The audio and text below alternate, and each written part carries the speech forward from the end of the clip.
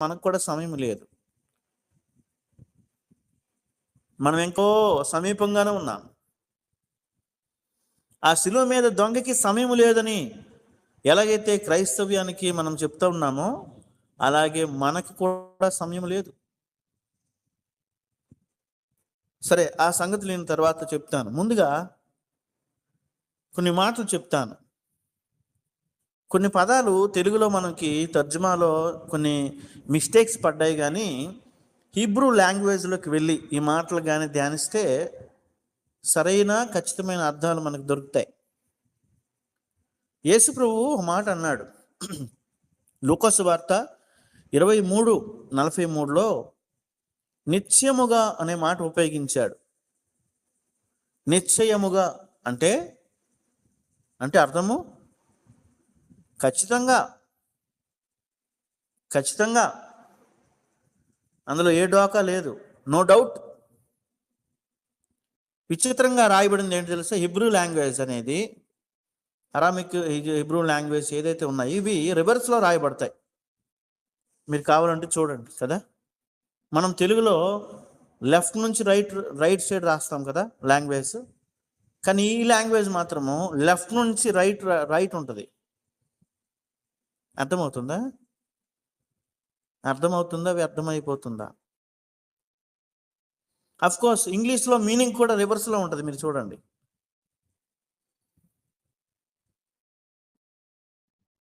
God is good, మంచి దేవుడు అని అర్థం.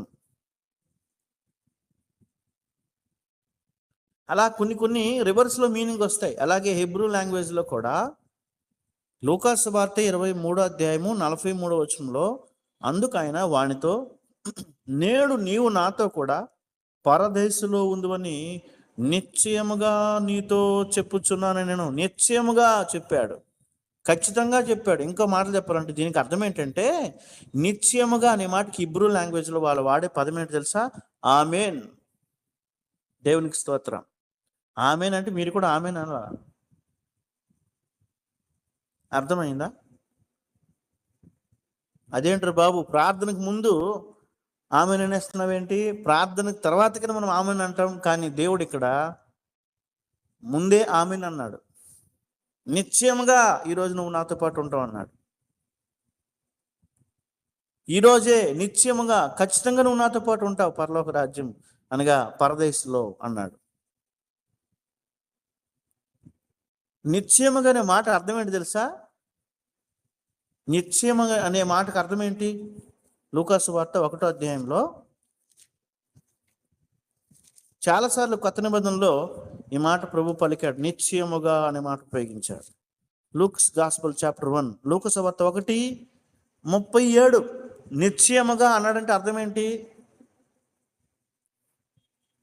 దేవుడు చెప్పిన ఏ మాట అయినను నిరర్ధకము కానేరదని ఆమెతో చెప్పాను. ఇది అర్థం. నిశ్చయముగా అంటే అర్థం ఏంటి చెప్పాలి మీరే.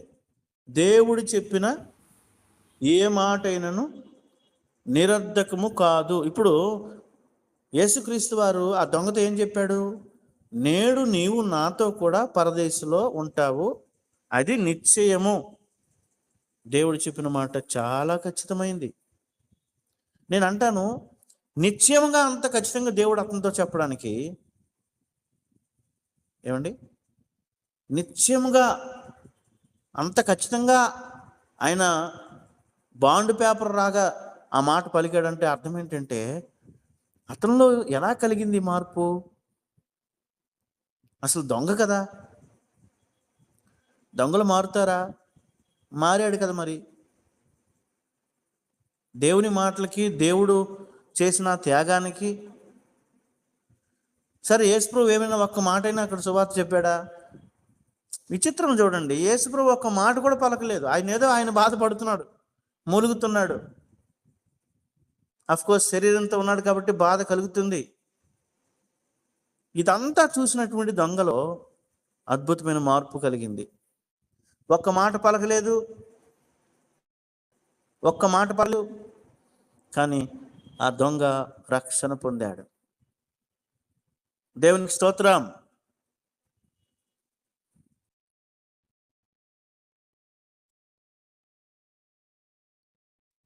అర్థమవుతుందా? ఒక్క మాట పలకలేదు. ఏదో తండ్రి వీరేమి చేయించున్నారో వీరెరుగరు కనుక వీరిని క్షమించండి. ఈ మాట విన్నాడు ఆయన. విచిత్రం ఏంటంటే యేసు పలికిన రెండో మాటకే ఇతనికి మారుమనసు వచ్చింది. అర్థమవుతుందా? యేసు ప్రభు పలికిన రెండో మాటే.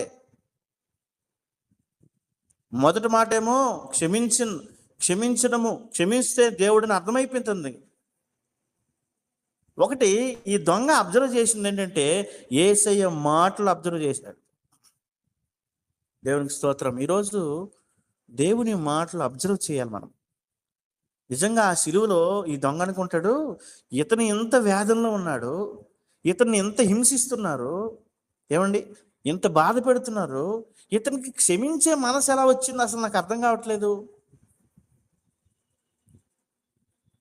నేను కూడా అదే శిక్షా విధిలో ఉన్నాను కదా, నాకు కూడా బాధ వేస్తుంది కదా. నాకైతే భయంకరమైన కోపం వస్తుంది. నన్ను విడిచిపెడితే వీళ్ళందరినీ చంపాలనిపిస్తుంది. కానీ ఈయనేంటయ్యా ఇంత బాధలో ఉండి కూడా ఆయన క్షమించే మనస్సు ఉందంటే ఈయన మామూలు వ్యక్తి కాదు. ఎంత గ్రహింపు కలిగి ఉన్నాడో చూడండి. సరే, ఇక్కడ ఒక మాట అడుగుతాను. ఏమండి, కాళ్ళకి చేతులకి మేకలు దగ్గొడితే ఎలా ఉంటుంది బాధ? ఒకసారి కొంచెం డీప్గా ఆలోచన చేయండి. ఈరోజు మనం సుఖంగా ఎక్కడో కూర్చొని దేవుని వాక్యం వింటున్నాము. అర్థమవుతుందా? సిలువ మీద దొంగ ఏ సిచ్యువేషన్లో దేవుని మాట విన్నాడు తెలుసా? 2 చేతులకి ఏం కొట్టారు? మేకులు దిగొట్టారు. భయంకరమైన యాతన పడుతున్నాడు, బాధ నరకం అనుభవిస్తున్నాడు అక్కడ. ఆ సిచ్యువేషన్లో దేవుని మాటలు అతనికి అర్థమయ్యాయి. మనకి ఎంతో కంఫర్ట్ జోన్. కొన్ని చర్చెస్లో అయితే ఈ వేసవికాలంలో ఏసీ పెట్టి కూర్చుని పెట్టి మాటలు వినిపిస్తారు. కానీ ఆ దొంగ ఏ సిచ్యువేషన్లో మారు మనసు పొందాడు తెలుసా? ఏ సిచ్యువేషన్లో మారు మనసు పొందాడు? మండుటెండలో. మండుటెండలో మారు మనసు పొందాడు. భయంకరమైన బాధ అనుభవిస్తున్నాడు. ఆ సిచ్యువేషన్లో కూడా అతడు దేవుని మాటలు గ్రహించగలిగాడు. దేవునికే మహిమ కలుగును గాక. సరే, ఇప్పుడు ఆ దొంగ యొక్క గ్రహింపు కొన్ని విషయాలు చెప్తాను. ఆ దొంగ ఎటువంటి గ్రహింపు కలిగి ఉన్నాడు? ఈరోజు మనకు అటువంటి గ్రహింపు ఉందా లేదా? కొన్నిసార్లు మనం టాలీ చేసుకోవాలి. దొంగకున్న గ్రహింపు ఏంటి?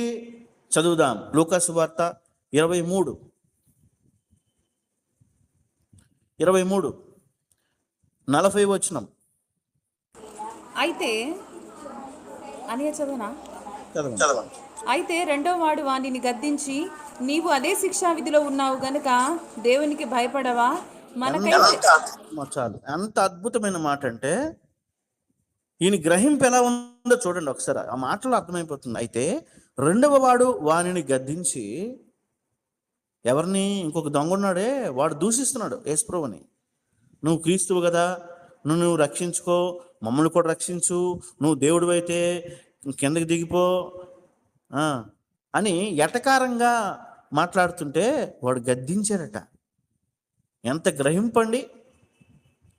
నీవు అదే శిక్షా విధిలో ఉన్నావు కదా, నువ్వు దేవునికి భయపడవా? అమ్మ వింటున్నారా? దయచేసి వినండి. నీవు అదే శిక్షా విధిలో ఉన్నావు కదా, నువ్వు దేవునికి భయపడవా? ఈరోజు గమనించాలి, గ్రహింపు కలిగిన వ్యక్తి మాటలు ఉంటాయి.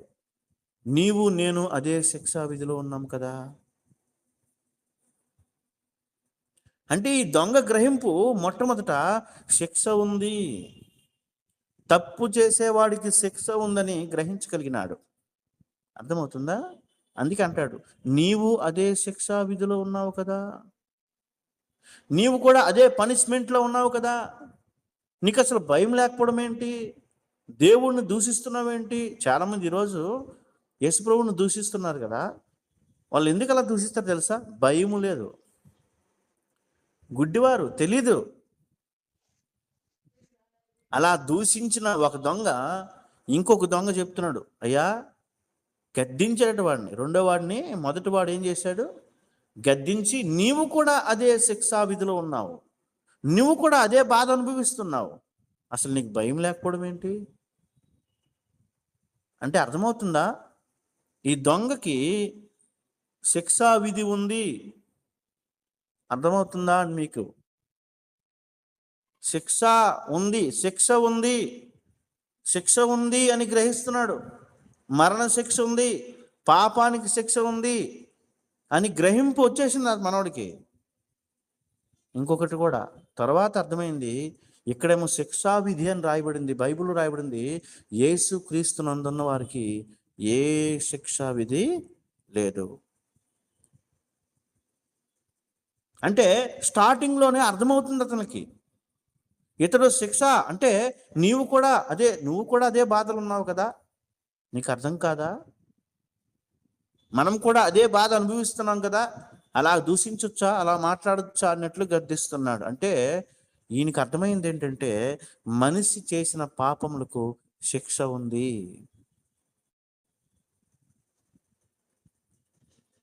మనిషి చేసిన పాపములకు అయ్యో నేను దొంగతనం చేసి పట్టబడ్డాను, నాకు శిక్ష ఉంది.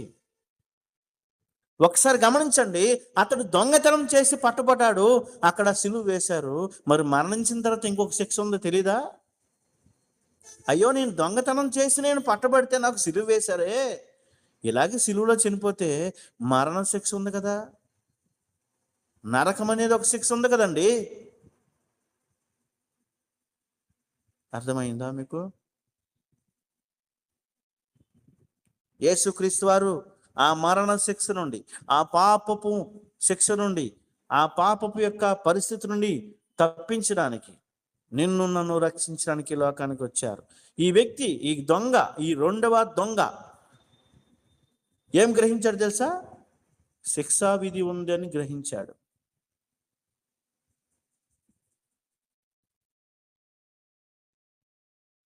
రెండవది 41 లూకాసు వార్త 23:41 రాయబడింది, మనకైతే ఇది న్యాయమే, మనము చేసిన వాటికి తగిన ఫలము పొందుచున్నాము.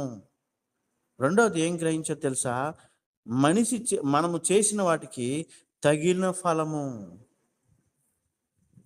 మనిషి చేసిన పాపములకై ప్రతిఫలం ఉందని కూడా తెలిసి ఎరుగుతున్నాడు. ఒక్కొక్కటి గ్రహింపు వస్తుంది, ఎందుకంటే అదే సిచ్యువేషన్ ఉన్నాడు కదా. పాపం వల్ల వచ్చే జీతం మరణము. మనిషి చేసి, అందుకే రాయబడింది, మనము చేసిన వాటికి తగిన ఫలము పొందుచున్నాం. మనం దొంగతనం చేశాం, మనం దోచుకున్నాం, అందుకే ఈరోజు మనకి శిక్ష. మొదటి శిక్ష ఉందని గ్రహించాడు. రెండోది మనం చేసిన దానికి కూడా ప్రతిఫలం ఇస్తాడు దేవుడు అని రెండోది గ్రహించాడు.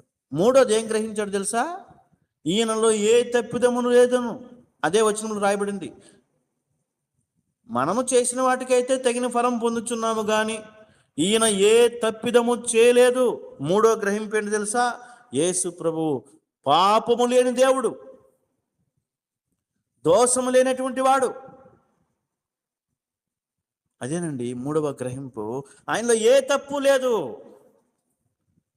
అయ్యో ఏ తప్పు లేకపోయినా అతన్ని సిలువ వేశారే, ఏ పాపము చేయకపోయినా తల మీద ముండ్లకొరని కట్టారే, ఏ పాపము చేయకపోయినా చేతులకు మేకులు తెగొట్టారే, కాళ్ళకి మేకులు తెగొట్టారే, పక్కలో బల్లెప్పటి కొట్టారే. ఇంకో మాట చెప్పాలంటే అలకాలు మొదలుకొని నడినెత్తి వరకు భయంకరంగా నలగొట్టబడ్డారే. ఈయనలో ఏ పాపము లేదు, ఈయనలో ఏ తప్పిదము లేదు. ఈరోజు నువ్వు దేవుడు అంటే ఎవరు తెలుసా? ఈరోజు దేవుడు అంటే ఎలా ఉండాలి? ఏ తప్పిదము లేనటువంటి వాడై ఉండాలి. కామ క్రోధ మదమత్సరము లేనటువంటి వాడే దేవుడు. ఈయనలో ఏ తప్పిదము లేదు అంటే ఈ మాటకు అర్థం ఏంటి? ఈయనలో ఏ తప్పిదము లేదంటే అర్థం ఏంటి? ఈయన పాపము చేయలేదని అర్థం. ఈయనలో ఏ తప్పిదము లేదంటే అర్థం ఏంటి? పాపుల్లో చేరక ప్రత్యేకంగా ఉన్నటువంటి వాడని అర్థం. ఈయనలో ఏ తప్పిదము లేదంటే అర్థం ఏంటి? నాలో పాపం ఉన్నదని మీలో ఎవడు స్థాపించగలడని అంత సవాల్ వేసినటువంటి వ్యక్తి అని అర్థం. ఈయనలో ఏ తప్పిదము లేదు, ఈయనలో ఏ దోషము లేదు. ఏ కోణంలో చూసినా యేసు ప్రభువులో ఒక్క పాపము లేదు. పాపము లేనటువంటి వాడు హెబ్రీ పత్రిక 7:26, మొదటి పేతురు హెబ్రీ పత్రిక 4వ అధ్యాయంలో, మొదటి పేతురు అధ్యాయంలో ఇవన్నీ కనబడుతూ ఉంటాయి మాటలు. ఆయనలో పాపము లేదు, పాపము చేయలేదు, పాపుల్లో చేరక ప్రత్యేకంగా ఉన్నటువంటి వాడు, ఇట్టి ప్రధాన యాజకుడు మనకు సరిపోయినటువంటి వాడు. మనకు సరిపోయినట్టు హీఈస్ ద సూటబుల్ వన్. మనకి సరిపోయినటువంటి వాడు. ఈయనలో ఏ తప్పిదము లేదు. ఎంత లోతుగా ఆలోచించాడు చూడండి. ఈయనలో ఏ తప్పిదము లేదు. ఈరోజు యేసు ప్రభు ఎందుకు లోకరక్షకుడు అయ్యాడు చెప్పండి? గుడ్డివాడికి తోవ చూపలేడు కదా. మరి పాపంలో ఉన్నవాడు, పాపంలో ఉన్న ఈ దేవతలు, దేవుళ్ళు అనబడిన వాళ్ళు, పాపంలో ఉన్నటువంటి వారు, పాపంలో ఉన్నవారిని ఎలా రక్షించగలరు? ఆయనలో ఏ పాపము లేదు. కోర్స్ రాజు కూడా అదే తీర్పిచ్చాడండి. ఈయనలో ఏ తప్పిదము లేదు, నేను ఇతనికి తీర్పు తీర్చినాను, ఇంకో రాజు దగ్గరికి పంపించాడు. అర్థమవుతుందా?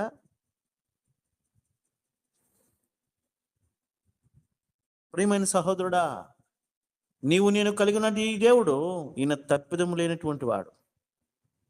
కనుక మొట్టమొదటి ఈ దొంగ యొక్క గ్రహింపు చూడండి.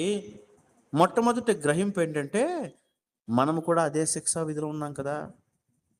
ఇప్పుడు మరణిస్తే మనం ఎక్కడికి వెళ్తాం అనేది ఒకటో గ్రహింపు. రెండో గ్రహింపు ఏంటంటే, మనం చేసిన వాడికి కూడా ప్రతిఫలం ఉంది. బైబిల్లో రాయబడింది 2 కొరింథీ పత్రిక, దేహముతో చేసిన వాటికి, అవి మంచివైనా సరే చెడ్డవైనా సరే, దేవుడు దానికి ప్రతిఫలం ఇస్తాడు. అది కూడా గ్రహింపు కలిగి ఉన్నాడు. మూడవ గ్రహింపు ఏంటంటే, ఈయనలో ఏ తప్పిదము లేదు. యేసయ్య దేవుడు, తప్పిదము లేనటువంటి దేవుడు, పాపము లేని దేవుడు, పాపులను రక్షించే దేవుడు, నశించిన దాన్ని వెతికి రక్షించట కొరకే మనుష్య కుమారుడుగా వచ్చినటువంటి దేవుడు, పాపుల్లో చేరక ప్రత్యేకంగా ఉన్నటువంటి దేవుడు, మరణాన్ని మింగివేసిన దేవుడు, మరణాన్ని జయించిన దేవుడు, మరణపు ముళ్ళును విరిచిన దేవుడు ఆయన. ఏదైతే ఏంటి, దొంగ ఈయన ఏ తప్పిదము లేదని గ్రహించగలిగాడు. ఇంకో అద్భుతమైన మాట ఏంటి తెలుసా? 42 లూకాసు వార్త 23:42 లూకాసు వార్త 23:42 చదువుతున్నాను, గమనించండి. ఆయనను చూచి యేసు, నీవు నీ రాజ్యములోనికి వచ్చినప్పుడు నన్ను జ్ఞాపకము చేసుకును. ఈ దొంగకి ఎలా అర్థమైంది దేవుని రాజ్యం గురించి? 4వ గ్రహింపు ఏంటి చెప్పండి? 4వ గ్రహింపు మీరే చెప్పాలి, చెప్పండి. 4వ గ్రహింపు ఏంటి? యేసు ప్రభుకి రాజ్యం ఉంది, ఆయనకు ఒక రాజ్యం ఉంది అనే గ్రహింపులోకి వచ్చాడండి. ఎంత స్పష్టంగా, యేసు నీవు నీ రాజ్యంలోనికి వచ్చినప్పుడు అంటే ఫుట్నోట్లు ఏముంది? నీవు నీ రాజ్యముతో, అంటే బైబిల్లో వాక్యం చెప్తున్నాడు. యేసు ప్రభు తిరిగి మేఘారూఢుడై ఆయన వస్తాడు. నీ రాజ్యముతో, ఫుట్నోట్లు రాయబడింది, నీ రాజ్యముతో వచ్చినప్పుడు యేసు ప్రభు రాజ్యంతో వస్తాడు, మళ్ళీ తీసుకొని పోతాడు. ఆయనకు ఒక రాజ్యం ఉంది, అదే పరలోక రాజ్యం. అప్పుడు ఏం పాడాలి? శిలువ మీద ఏం పాట పాడాలి? పరలోకము నా దేశము, పరదేశి నేనిలా, మాయలోకమేగా నేను యాత్రికుడను. ఎందుకు? అప్పుడు పాడాల్సిన పాటే అది. ఇంకో కొద్ది క్షణాల్లో చనిపోతారు కాబట్టి. ఎంత అద్భుతమైన అవకాశాన్ని వినియోగించుకున్నాడు. మానవులు చేసినటువంటి దానికి ప్రతిఫలం ఉందని ఎరిగాడు గ్రహింపు కలిగిన వాడు.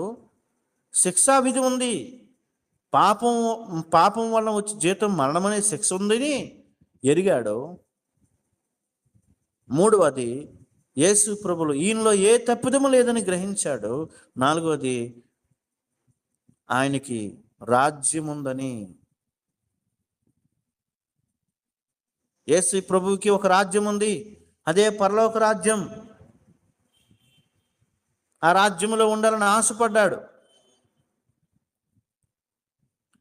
ఆ రాజ్యములో ఉండాలని ఆశపడ్డాడు. అందుకే ఏమని ప్రార్థన చేశాడు?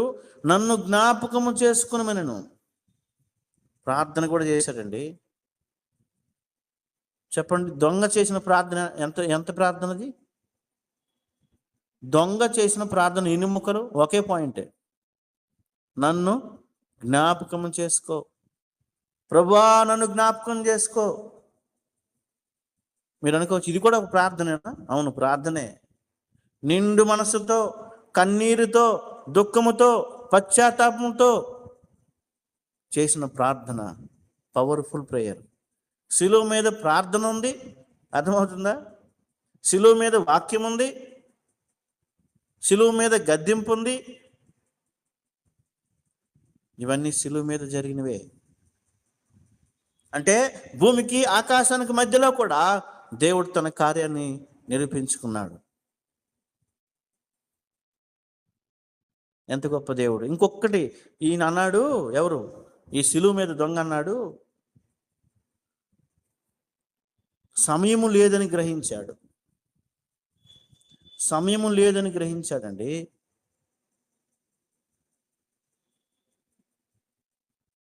ఈరోజు సమయం లేదు. మా అయితే శిలువ మీద ఎంతసేపు ఉంచుతారు వాళ్ళని? ఉదయం 9 గంటలకు ప్రారంభించారు, ఓకేనా? ఎన్ని గంటల వరకు ఉంచుతారు వాళ్ళని? చెప్పండి మీరే. శిలువ మీద యేసు ప్రభువుని ఎంతవరకు ఉంచారు?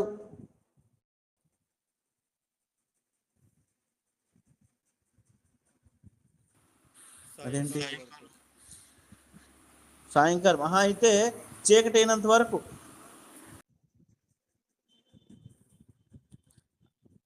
ఎంతకీ అంతవరకు వీళ్ళు బ్రతుకుతారా? ఆ నొప్పికి, ఆ బాధకి, ఆ శిక్షకి భరించగాని ఎప్పుడో చనిపోతారు కదా.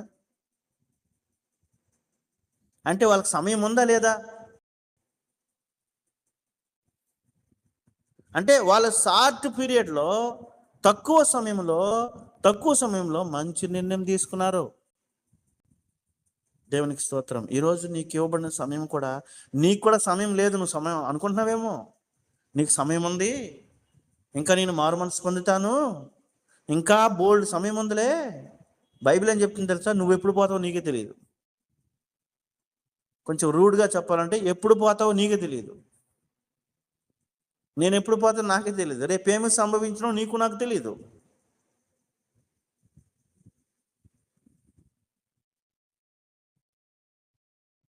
కనుక ఈ శిలువ మీద దొంగ తన సమయాన్ని యూటిలైజ్ చేసుకున్నాడు. తన సమయాన్ని ఎలా యూటిలైజ్ చేసుకున్నాడు? అయ్యా, ఇంకొక దొంగని గద్దించాడు కదా, నీవు కూడా అదే శిక్ష విధిలో ఉన్నావు కదా, దేవునికి భయపడవా? మనకైతే ఇది న్యాయమే, కానీ ఆయనలో ఏ తప్పు లేదయ్యా అని ఇవన్నీ గ్రహించి ఇన్ని మాటలు చెప్తే, ఇన్ని మాటలు జరిగిన తర్వాత అప్పుడు యేసుప్రభువు అన్నాడు 43లో, నేడు నీవు నాతో కూడా పరదేశంలో ఉందువు. అంత ఈజీగా చెప్పలే, అందుకే చెప్పాను ఈ మాట. అంత ఈజీగా యేసుప్రభువు ఈ మాట చెప్పలేదు. నేడు నీవు నాతో కూడా పరదేశంలో ఉందువు. ఈరోజు దేవుని రాజ్యంలో నీవు నేను ఉండాలంటే మనము కూడా ఆ దొంగకి ఉన్న గ్రహింపు కలిగి ఉండాలి. మనం, అర్థమవుతుందా? ఆ దొంగకి ఉన్న గ్రహింపు ఏంటి? శిక్షా విధిలో ఉన్నాం. శిక్షా విధిలో. మొన్న ఒక వ్యాన్లో నేను కొంతమంది పాస్టర్ గారు వెళ్తున్నాం, సువార్తకి వెళ్తుంటే ఒక పాస్టర్ గారట ఏదో తప్పు చేశాడట, ఏదో పొరపాటు చేశాడట. అప్పుడు పక్కన పాస్టర్ అంటాడు, డైలాగ్ వేసాడు, ఏంటి? నీవు కూడా అదే శిక్షా విధిలో ఉన్నావు, నేను కూడా అదే శిక్షా విధిలో ఉన్నాం అంటున్నాడు ఆయన. అంటే పక్కోడు తప్పు చేస్తే ఈయన కవర్ చేసుకోవడానికి, ఈయన తప్పుడు కవర్ చేసుకోవడానికి మనందరము అదే శిక్షా విధిలోనే ఉన్నాం అంటున్నాడు ఆయన. అంటే పాపము చేసిన వాడు శిక్షా విధిలో ఉన్నాడు. ప్రియమైన సహోదరి సహోదరుడా, ఈ గ్రహింపు మనకు ఉండాలి ఖచ్చితంగా. దేవుని రాజ్యంలోనికి ప్రవేశించాలంటే మనిషి చేసినటువంటి పాపములకు శిక్ష ఉంది. ఆ శిక్ష నుండి తప్పించబడాలంటే యేసు ప్రభు రక్తం కిందకి రావాలి, మారుమనసు పొందే అనుభవంలోకి రావాలి. ఆ శిక్ష నుండి తప్పించే మార్గం యేసు రక్తం ప్రతి పాపం నుండి కడిగి నిన్ను నన్ను పవిత్రపరుస్తుంది. యేసు క్రీస్తులో ఉన్న వారికి ఏ శిక్ష కూడా విధి లేదు. ఇప్పుడు చెప్పండి, ఈ దొంగ మారుమనసు పొందాడంటే యేసు క్రీస్తులోనికి వచ్చాడు. ఇప్పుడు శిక్ష ఉందా అతనికి? లేదు. రోమపత్రిక 8వ అధ్యాయంలో చెప్పున్నట్లు ఏ శిక్ష విధి లేదు. శిక్ష కొట్టబడింది. ఎందుకంటే పశ్చాత్తాపడ్డాడు, దేవునికి భయపడ్డాడు, తను చేసింది తప్పు అని తెలుసుకున్నాడు, ఆయనలో ఏ తప్పు లేదని గ్రహించాడు, ఆయన కూడా దేవుడిని గ్రహించాడు.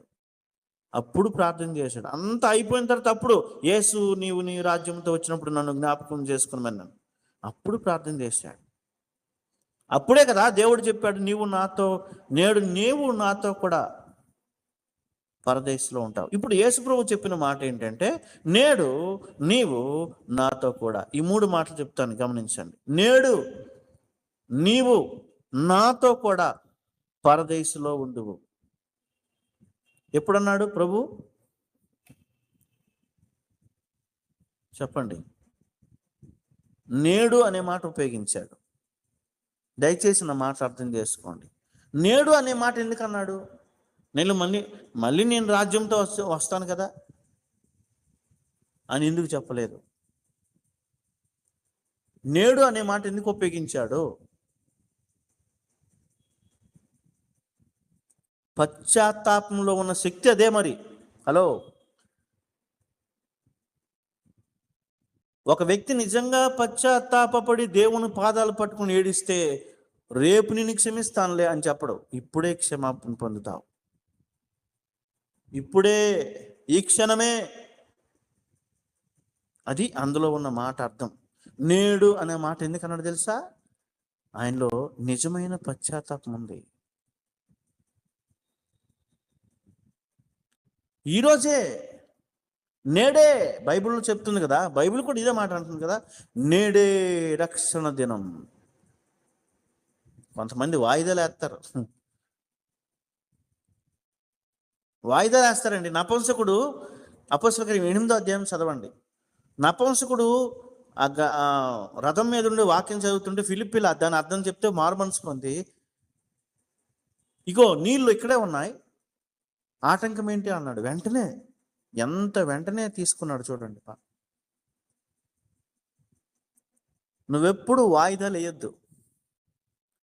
నేడే రక్షణ దినం. యేసుప్రభు అన్నాడు, నేడు నీవు నాతో పాటు ఉంటావు. నేడు అనే మాట బైబిల్లో ప్రజెంట్ గురించి చెప్తుంది. ఇంకెప్పుడో మారుమనసు పొందుతాను, ఇంకెప్పుడో దేవుని వాక్యం వింటాను, ఇంకెప్పుడో సరి చేసుకుంటాను, ఈ ఒక్కసారి వదిలే. ఎన్నిసార్లు వదులుతాడు దేవుడు నిన్ను? ప్రభా ఈ ఒక్కసారి వదిలే. దేవుడు ఏం చేస్తాడు తెలుసా? వదిలి వదిలి వదిలి పూర్తిగా వదిలేస్తాడు. సరదా తీరిపోద్ది అప్పుడు. ఈ ఒక్కసారి వదిలి, ఈ ఒక్కసారి ఏమనుకోకు ప్రభువా. కానీ ఆయన అలా చేయలేదు. నేడే, ఆ రోజే పశ్చాత్తాపడ్డాడు, ఆ రోజే సరి చేసుకున్నాడు, ఆ రోజే సిద్ధపాటు. ఎంత సిద్ధపాటు అయిపోయాడు చూడండి.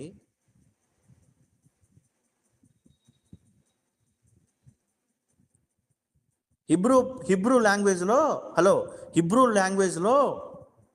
నేడు అనే మాటకు అర్థమేంటి తెలుసా? నేడు అనే మాటకి హయ్యోం అనే మాట వాడారు. నేడే అనే మాటకి అర్థం ఏంటంటే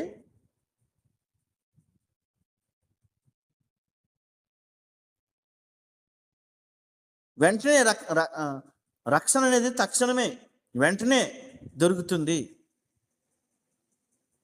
మొన్న నిన్నే కదా ఆదివారం చేసుకున్నాం. వాళ్ళు హోసన్నా హోసన్నా అంటున్నారు. హోసన్నా అంటే అర్థం ఏంటి? ప్రభా ఇప్పుడే మమ్మల్ని రక్షించు అని అర్థం. దానికి అసలైన అర్థం అదే. ఈరోజే మమ్మల్ని రక్షించుకో. నేడే రక్షణ దినం. నేడు అనే సమయం ఉండగానే మంచి నిర్ణయం తీసుకో, మంచిగా ఉండు.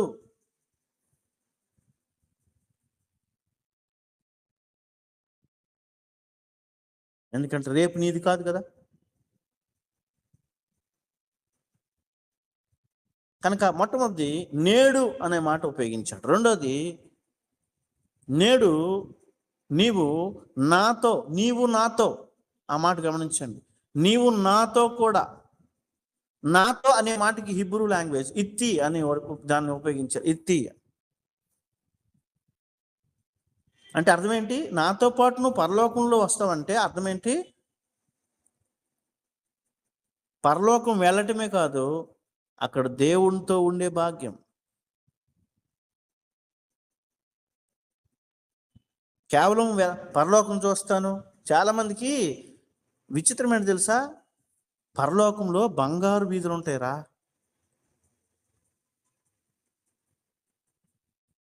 అరే మీరు చెవులకి కాళ్ళకి పెట్టుకున్న బంగారం ఉందే ఏళ్ళకి, అది కాళ్ళ కింద ఉంటుందిరా అన్నాడు ఒక ఆయన. అయితే పరలోకం నువ్వు ఎందుకు వెళ్ళావు, ఎందుకు వెళ్తావంటే ఒక ఆయన అన్నాడు, అక్కడ బంగారు వీధులు ఉన్నాయట, అక్కడ ఇల్లు కూడా బంగారమేనట. అయితే నీకు ఏసేయొద్దా? మనుషులు ఎంత స్వార్థప్రియులు చూడండి. అసలు ఏసేయి లేకపోతే పరలోకం ఎక్కడుందయ్యా? యేసు ప్రభువు లేకపోతే పరలోకం ఎక్కడుంది?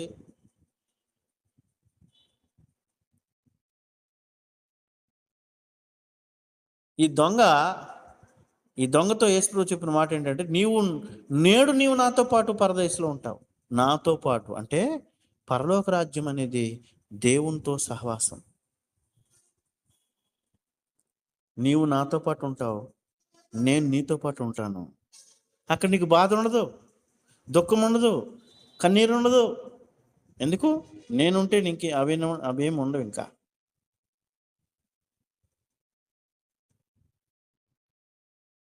నేనుంటే ఈ బాధలు, ఈ టెన్షన్ ఏముండదు. ఇంకా చాలా రిలీఫ్. నిజమే కదా, మనిషికి ఎన్ని టెన్షన్లు. అక్కడ పనే ఉండదటండి. అక్కడ ఒకటే, ప్రభువుని ఆరాధించటమే. ఎంత గొప్ప దేవుడు. మరణం ఇక ఉండదు. మొదటి సంగతులు గతించిపోయాయి. నీ బాధ అంతా మర్చిపోతావు. నువ్వెంత ఏడ్చావో ఆ కన్నీరు మాయమైపోద్ది. దుఃఖం ఉండదు. మొత్తము ఒక నూతనమైన వ్యక్తిగా మారిపోతావు. నీ గతమే మర్చిపోతావు. చూడు, రోడ్డు మీద ప్రయాణం చేసినోడికి తలకు దెబ్బ తగిలిపోతే వాడు గతం మర్చిపోయినట్లుగా నీ పాపపు గతమే మర్చిపోతావు. దేవునితో ఒక కొత్త జీవితం ప్రారంభమవుతుంది. అందుకే క్రొత్త ఆకాశము, కొత్త భూమి, అదంతా కొత్తమే. సమస్తము నూతనమేవిగా మారిపోతాయి. కనుక మూడోది అన్నాడు, పరదేశంలో ఉండు అన్నాడు. నేడు నీవు నాతో పరదేశులు. ఈ మాట చెప్పి ముగించేస్తాను. పరదేశంలో, ప్యారడైజ్. ఇంగ్లీష్లో ప్యారడైజ్ అన్నారు, హిబ్రూలో పర్దేశ్. హిబ్రూ లాంగ్వేజ్లో పర్దేశ్ అన్నారు. పరదేశ్ అంటే అర్థం ఏంటి తెలుసా? చుట్టూ గోడ ఉండే స్థలం. చుట్టూ గోడ ఉండే స్థలం. ఇంకొక మాట దీనికి వాడబడింది, రాజుల ఉద్యానవనం. ఈ రెండు పదాలు మనకు ఇంకోటి గుర్తు రావాలి. చుట్టూ గోడ ఉండే స్థలం ఏంటి? రాజుల ఉద్యానవనం అంటే అర్థం ఏంటి? యూదులు దీన్ని ఎలా వివరించారంటే, ఆదాము కోల్పోయిన ఏదోను తోట ఇదే. పారడైజ్ అంటే అర్థం ఏంటి? ఆదాము కోల్పోయిన ఏదోను తోట. ఏ తోటలో నుండి ఆదాము వెలగొట్టబడ్డాడో, ఏ తోటలో ఆదాము తప్పిపోయాడో, ఏ తోటల నుండి మానవుడు పాపం చేసి వెలివేయబడ్డాడో అదే ప్రాంతానికి దేవుడు మళ్ళీ మానవుణ్ణి అక్కడికి తీసుకెళ్తాడు. ఎంత అద్భుతమైన సంగతి! ఎంత అద్భుతమైన సంగతి! ఈరోజు నీ జీవితంలో దేవునితో ఉంటాననే నిరీక్షణ నీకు కలిగి ఉండాలి. సిలువలో పలికిన ఈ రెండో మాట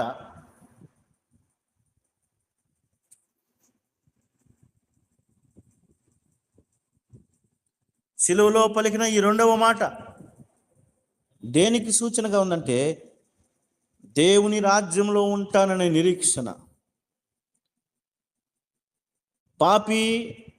ఒక పాపి మారు మనసు పొంది పశ్చాత్తాపడి మారు మనసు పొందితే దేవుని రాజ్యంలో ఉంటాననే నిరీక్షణకు గుర్తుగా ఈ సిలువలో పలికిన రెండవ మాట. మరి మన సంగతి ఏంటి? ఆ దొంగకి సమయం లేదు, అయినా మంచి నిర్ణయం తీసుకున్నాడు. ఆ దొంగకి సమయం లేదు, అయినా పశ్చాత్తాపడ్డాడు. ఆ దొంగకు సమయం లేదు, కానీ దుఃఖపడి ఏడ్చి చివరిగా ప్రార్థన చేశాడు. మనకి సమయం ఉంది కదా, ఇంత సమయం ఉంది మనకి. మనం ఏం చేస్తున్నాం? మనం కూడా ప్రభువా నీవు నీ రాజ్యంతో వచ్చినప్పుడు ఇలా ప్రార్థన చేయగలమా? ఒకవేళ మనకి అలా ప్రార్థన చేయాలంటే, దొంగలాగా ప్రార్థన చేయాలంటే మనకు గట్స్ ఉండాలి. మీరు వేరేగా అనుకోకండి. నీకు దమ్ము ఉండాలి ఇలా ప్రార్థన చేయాలంటే, దొంగలాగా చేయాలంటే. ఎందుకు? దొంగ ఆల్మోస్ట్ సిద్ధపడ్డాడు కాబట్టి, ప్రభువా నీవు నీ రాజ్యంతో వచ్చినప్పుడు నన్ను జ్ఞాపకం చేసుకో అని ప్రార్థన చేయగలిగాడు. ఇప్పుడు మనం చేయగలమా? ప్రభా కొంచెం ఒక 2-3 రోజులు ఆగు ప్రభా, 1 సంవత్సరం ఆగుతావా? ఈ లోపు నేను నాదంతా సెట్ అయిపోద్ది, సెట్ చేసుకుంటా అంటాడు. ఈ సెట్ అయిపోద్దని చేస్తూ చేస్తూ చేస్తూ సంవత్సరాలు గడిచిపోయాయి. ఇప్పటికి సెట్ అయింది లేదు, ఆయన వచ్చింది లేదు. అలా వద్దు. ప్రభు నీవు ఎప్పుడు వస్తే ఐఎమ్ రెడీ. నేను ఎక్కువగా చెప్తాను, ప్రకటన గ్రంథంలో 22వ అధ్యాయం ఆఖరి లైన్లో ప్రభుని యేసు రమ్ము, ప్రభు నువ్వు ఇప్పుడు వచ్చిన ఐఎమ్ రెడీ అని చెప్పగలగాలి. అది సిద్ధపాటు. క్రైస్తవుడు ప్రతిరోజు సిద్ధపడాలి. మనకి అందుకే సిద్ధపాటు కూడికలు, యూత్ మీటింగ్లు, శుక్రవారం ప్రార్థనలు, ప్రతిరోజు వాక్యమే. ఎందుకు? వీళ్ళకి ఏం పని ఉండదు ఈ మేడగదులకి. ప్రతిరోజు వాక్యం. ఎంత విసుగురాదులకి అంటే ప్రతిరోజు ఉండాలి. బైబిల్ హెబ్రీ పత్రిక 10:34-24లో ప్రతిరోజు కూడుకోవాలి, ప్రతిరోజు సిద్ధపడాలి. ఒకవేళ ఈ ఒక్కరోజుకి ఏమైందిలే, ఈ ఒక్కరోజుకి భక్తి చేయకపోతే ఎవడేమండు, దేవుడు కూడా క్షమిస్తాడు అని ఒక్కరోజు ఊరుకుని ఆ రోజు దేవుడు రాకడే చేంజ్ చేస్తాం. వాళ్ళ ఆ బుద్ధి లేని కనీలు అదే చేశారు. అంతవరకు మెలుకోకుండా లాస్ట్లో నిద్రపోయారు వాళ్ళు. ప్రియమైన సహోదరుడా, మెలకువగా ఉండి ప్రార్థన చేయండి. సిలువ మీద దొంగ తన జీవితంలో ఆ చివరి గడియలు ఎంత అద్భుతంగా యూటిలైజ్ చేసుకున్నాడు, ఉపయోగించుకున్నాడు.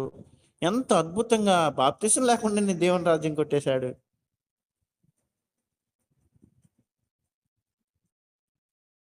అటు అవకాశం మనం కూడా ఉపయోగించుకుందాం. సమయం ఉండగానే నువ్వు చక్కదిద్దుకో, సమయం ఉండగానే పశ్చాత్తాపడు, దేవుని రాజ్యం కొరకు ఎదురు చూడు. దేవుడి మాటలు దీవించి ఆశీర్వదించునుగాక. ఆమేన్. Thank you.